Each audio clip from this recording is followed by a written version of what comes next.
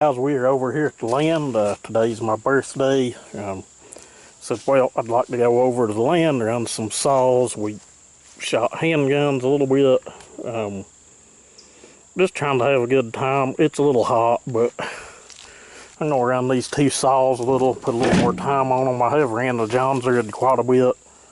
I'll just tell you, we're probably going to end up ordering a better big bore top end and putting on it. It's got the 50mm that we pulled off of the kit saw squish for some reason was worse on this saw than it was that one. Intake timing on it's horrible. Things got probably around 170 degrees of intake duration, but surprisingly enough it don't spit back through the carburetor and runs good. So I don't know, saw pulls real hard in the cut. It just, it's not the snappiest thing in the world, but it's not a compression king either. This saw here runs really strong. It's the one we done that turned out all different colors. These chains are okay. They've got fresh grinds on them, but I have cut a few rounds with them at the house. Got a pretty good pile of wood here to play in. I'm not going to cut a bunch of nothing up today, but we will come over here to this log, put you guys on the tripod, and kind of see how they do in some bigger wood. This stuff is pretty hard. I think it's some kind of pine or spruce or something. I don't know. It's not white pine, obviously, but told it was hemlock, but I don't know. I just know it's some pretty good stuff to cut. It's kind of hard to split, and it has a pretty good smell to it too, but maybe one of you more professional tree guys out there can just tell me right what it is. I think it's some kind of long leaf pine or something, but who knows.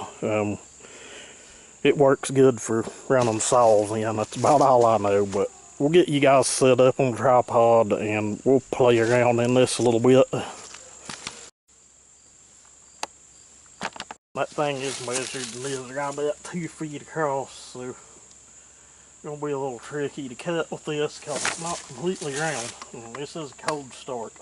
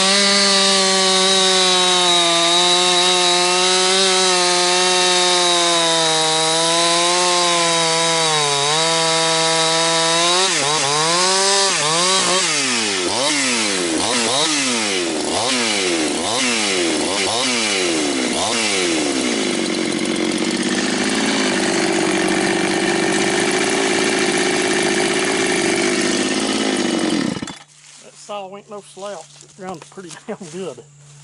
Don't know if I'll mess with it or not.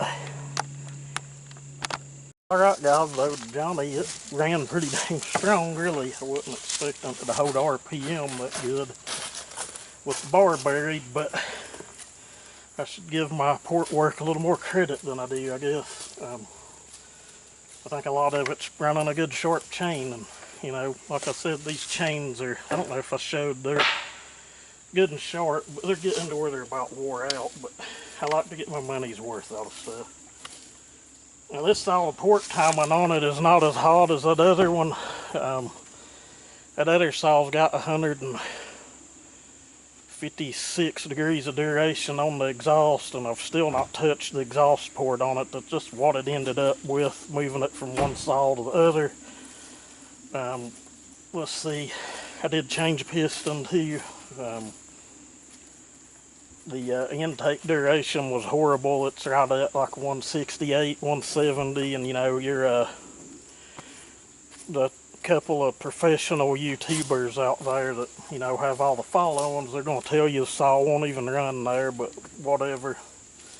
That one's running good and strong. But I gave the numbers out on this one. They're pretty conservative. I think it was like 152 on the exhaust, and what was it, 155 or something on the intake. You're welcome to go back and watch the video, but we left everything pretty conservative. Squish on this is 27 thousandths. It's been a few weeks since I built it, so I really don't remember all of that. But I wrote it down somewhere though. Cold start here as well. Third pull, ain't been started in a week, I know.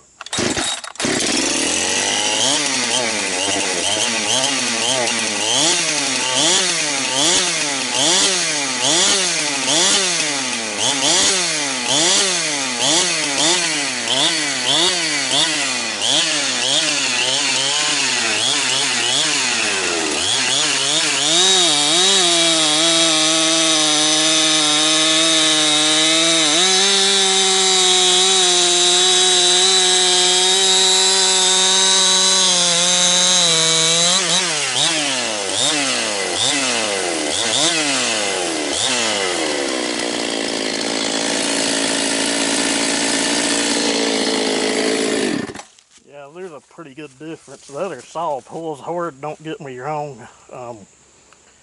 This saw here is it's just on a whole different level, and I kind of wish I would have brought the other one with the pop-up in it, because it's just on a completely different level than this saw.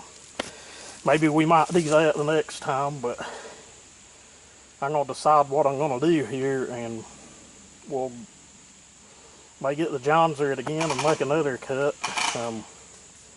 It's about all that big ugly piece of wood is good for, is just cut up in the rounds. I'm sure we'll eventually burn it, but yeah, we'll figure something else out here.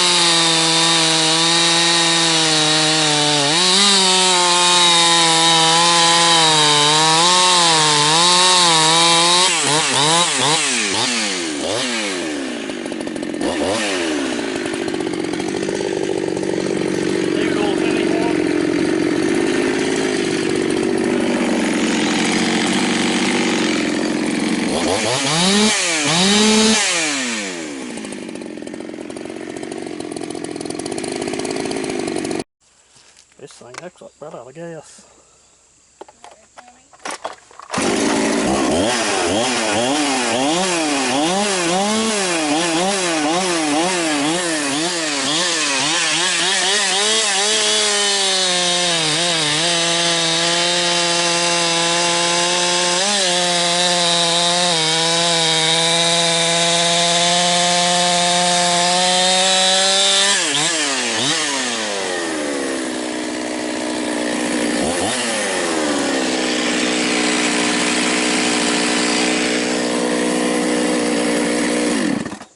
Play with them transfers, guys. I don't care what anyone says, you have to play with the transfers.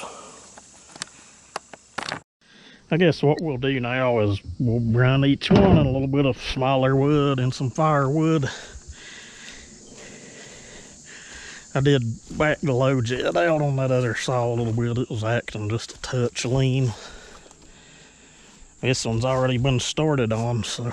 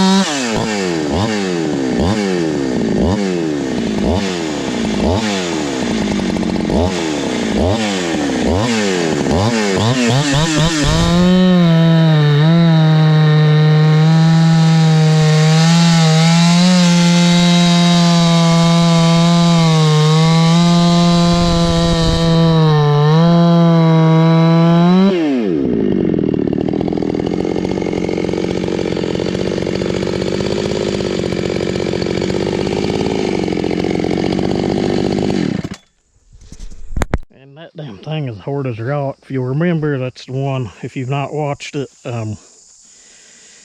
the kit saw, the MS 880, we cut that in half with it, or most of this was cut with that saw on a 660, but we'll dig us up another piece and run the other saw in it.